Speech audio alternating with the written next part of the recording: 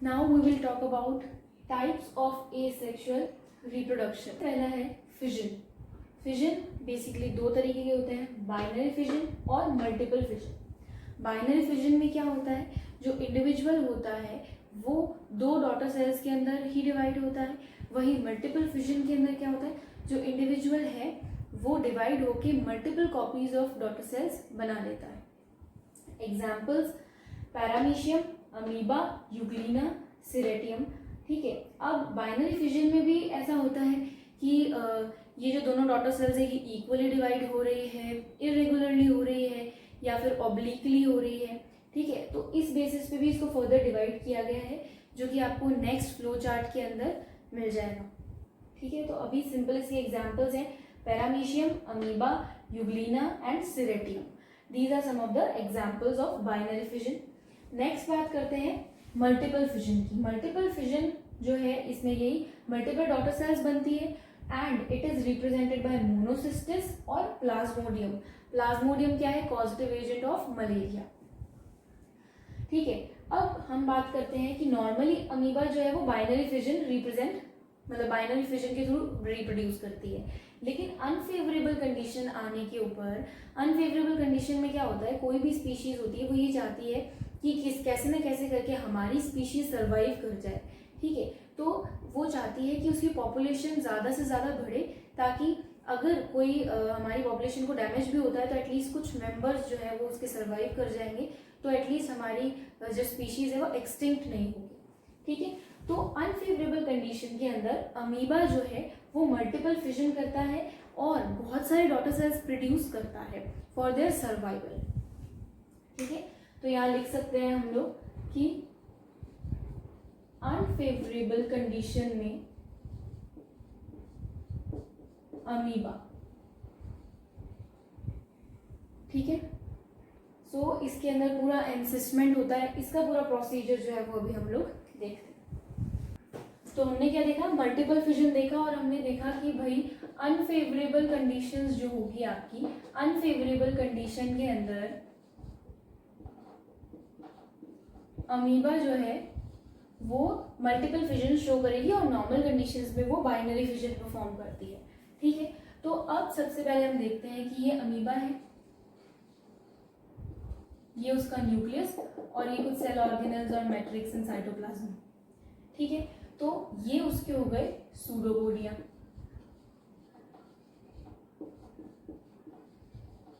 ये हो गए सूडोपोडिया। ठीक है, जिनको हम फॉल्स फीट भी बोलते हैं।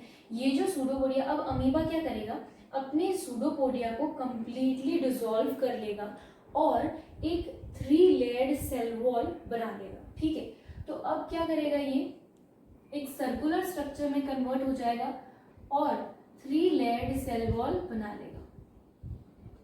ठीक है, ये इसने 3 लेयर्ड सेल वॉल बना ली और इस 3 लेयर्ड सेल वॉल को हम क्या बोलेंगे, सिस्ट। ठीक है, and the process of formation of cyst called एनसिस्टमेंट।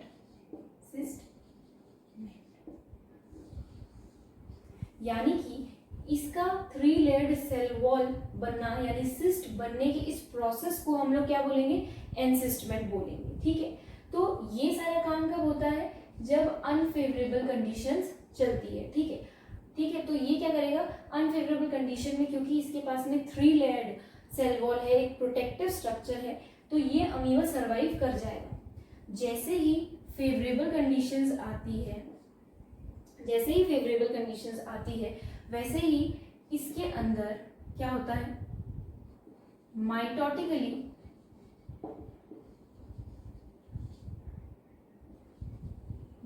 Divide होता है।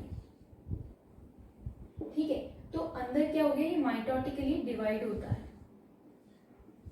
इस तरीके से।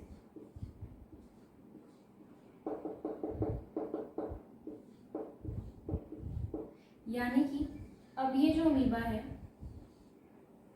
ठीक है, इसका साइटोप्लाज्म यानी कि साइटोकाइनेसिस और कैरियोकाइनेसिस साइमल्टेनियसली होते रहते हैं, ठीक है, और इस तरीके से बहुत सारी ये चीज़ बन जाती है, ठीक है। उसके बाद में क्या होगा, ये सिस्ट जो है ये यहाँ से ब्रेक हो जाएगी, ठीक है, और ये क्या हो जाएंगे, रिलीज हो जाएंगी आपकी daughter cells. Second method of asexual reproduction that is budding. Budding दो तरीके की होती है, first external budding and second is internal budding. Internal budding is also known as endogenous budding या फिर जेम्यूल फॉर्मेशन, ठीक है। अब एक्सटर्नल बडिंग में क्या होता है, छोटे छोटे बर्ड लाइक स्ट्रक्चर्स जो है वो डेवलप होते हैं on the body of organism, यानी कि जो पेरेंट है उसकी बॉडी के ऊपर वो बर्ड्स जो है वो डेवलप होंगे। जैसे आपको बता रखा है यीस्ट जो कि एक यूनिसेलुलर फंगस है, हाइड्रा जो कि एक सिलेंट्रेट है, तो इनके अंदर एक्सटर्नल बडिंग पाई जाती है, ठीक है। अब यीस्ट का एक बार देखते हैं। यीस्ट जो है ये यीस्ट है जो कि यूनिसेलुलर है और ये इसका न्यूक्लियस है and this is the matrix, ठीक है। अब यीस्ट में क्या होगा, न्यूक्लियस जो होगा वो एनलार्ज होना शुरू हो जाएगा, यानी क्या हुआ, इस तरीके से एक स्ट्रक्चर बन गया, ठीक है। तो ये न्यूक्लियस है, ये बॉडी है, यानी कि हल्का हल्का कैरियोकाइनेसिस और साथ साथ में ये साइटोकाइनेसिस जो है वो यहाँ पर स्टार्ट हो गया है, ठीक है। तो ये यीस्ट जो है इस तरीके से बर्ड्स का फॉर्मेशन अब करेगी। नाउ नेक्स्ट के अंदर क्या होगा कि जो आपकी मेन सेल है that is your parent cell वो सेपरेट हो जाएगी और ये बर्ड भी सेपरेट हो जाएगी, यानी साइटोकाइनेसिस और कैरियोकाइनेसिस जो है वो कंप्लीट हो जाएगा, लेकिन जो बर्ड है वो पेरेंट से अटैच ही रहेगी, डिटैच नहीं होगी। वो डिटैच तब होगी जब वो कंप्लीटली मैच्योर हो जाएगी, ठीक है। तो ये हो गया आपका यीस्ट का एक्सटर्नल बडिंग। समटाइम्स ऐसा होता है कि मल्टीपल बर्ड्स फॉर्म हो जाती है। कैसे, ये बर्ड है, ये मेन प्लांट बॉडी है, इसके ऊपर इस तरीके से मल्टीपल बर्ड्स फॉर्म हो जाती है और इस कंडीशन को हम लोग इसे हम लोग टोरूला बुलाते हैं और इस प्रोसेस को हम लोग टोरुलेशन कहते हैं। क्या कहते हैं, टोरुलेशन। यहां पर लेबल कर लीजिए न्यूक्लियस,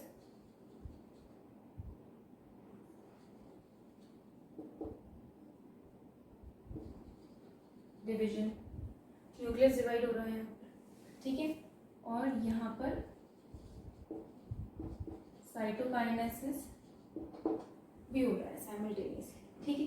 वहीं इंटरनल बडिंग की अगर अपन बात करें तो इंटरनल बडिंग को एंडोजीनस बडिंग और जेम्यूल फॉर्मेशन बोला जाता है। क्यों बोला जा रहा है, क्योंकि इसमें जो बर्ड्स है वो डेवलप होती है, वो डेवलप होगी inside the body of parent, यानी पेरेंट बॉडी के इनसाइड उन बर्ड्स का फॉर्मेशन होता है, जो यूजुअली स्पॉन्जेस में देखा जाता है। ये पॉरीफेरा के मेंबर्स है, ठीक है। अब स्पॉन्जेस जो है वो मेराइन भी होते हैं और कुछ फ्रेश वाटर भी होते हैं, जैसे साइकिल वगैरह है ये सब मेराइन है और स्पॉन्जिला है वो फ्रेश वाटर है, ठीक है। तो कुछ फ्रेश वाटर स्पॉन्जेस और कुछ मेराइन स्पॉन्जेस के अंदर जेम्यूल फॉर्मेशन देखा जाता है। जेम्यूल फॉर्मेशन के अंदर क्या होता है, ये मेन प्लांट बॉडी है, ठीक है, ये मेन प्लांट बॉडी है, ठीक है। और ये मेन प्लांट बॉडी जो होती है ये अपने पास में एक वॉल बना लेती है, ठीक है, जो काफी ज्यादा हार्ड और स्टिफ होती है, ठीक है। तो ये हो गई वॉल जो कि काफी ज्यादा हार्ड और स्टिफ है। अब हार्ड और स्टिफ क्यों है, क्योंकि यहाँ पर कुछ स्पीक्यूल्स जो होते हैं उनका डिपोजिशन हो जाता है। ये कुछ स्पीक्यूल्स हैं और इनका डिपोजिशन यहाँ पर होने की वजह से ये वॉल बहुत ही ज्यादा स्टिफ हो जाती है। ये इनको हम बोलेंगे स्पीक्यूल्स। ये स्पीक्यूल जो होते हैं ये आपके कैल्शियम कार्बोनेट के बने हुए होते हैं, यानी CaCO3 के बने हुए रहते हैं, ठीक है। तो ये इसको अनफेवरेबल कंडीशंस वगैरह से प्रोटेक्ट करने का काम करते हैं। अब इसके अंदर बहुत सारी सेल्स इस तरीके से डिवाइड हो जाएंगी, ठीक है। ये जो सेल्स हैं इनको हम बोलते हैं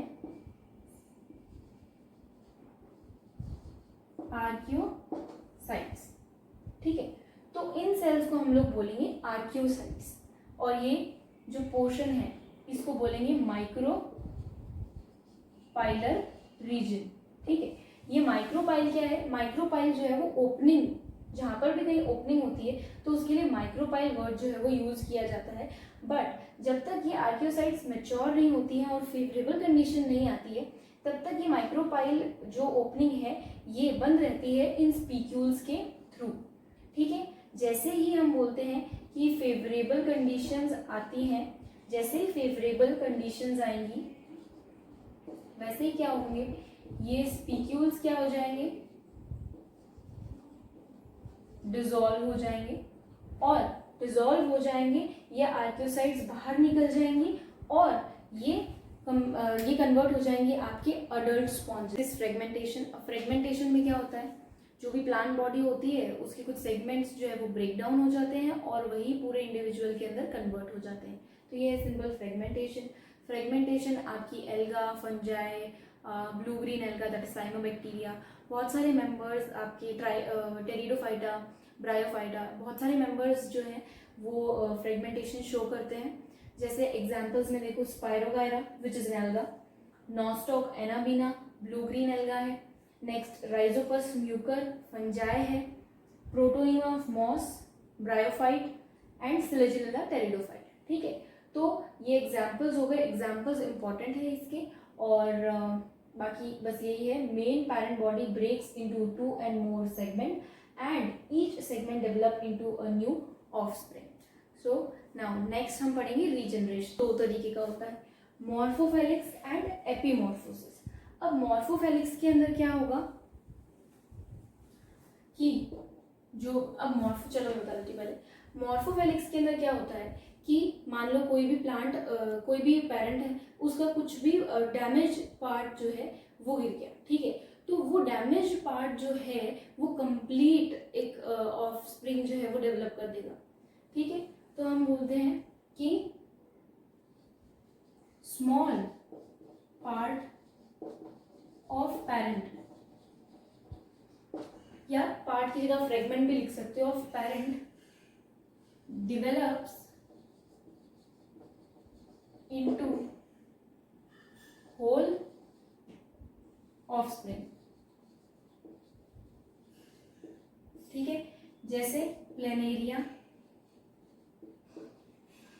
कुछ ऐसा दिखता है,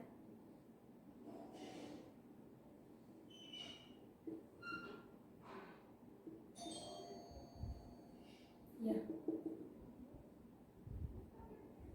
कुछ ऐसा दिखता है, ये प्लेनेरिया हो गया, और सम स्पॉन्जेस, ठीक है। नाउ नेक्स्ट बात करेंगे एपीमॉर्फोसिस की। एपीमॉर्फोसिस के अंदर क्या होता है कि अगर थोड़ा सा पार्ट अगर ब्रेक हुआ है किसी पार्ट का, तो उससे कोई कंप्लीट ऑर्गेनिज्म नहीं बनता, उससे कोई कंप्लीट ऑफस्प्रिंग नहीं डेवलप होता, बस खाली उतना उतना पोर्शन रीजनरेट हो जाता है, ठीक है। जैसे टेल ऑफ लिजार्ड, ठीक है। तो टेल ऑफ लिजार्ड के अंदर क्या है, एक स्मॉल पोर्शन अगर उसकी टेल जो है वो टूट जाती है तो बाकी का जो रिमेनिंग पोर्शन है वो वापस उस टेल को डेवलप कर लेता है।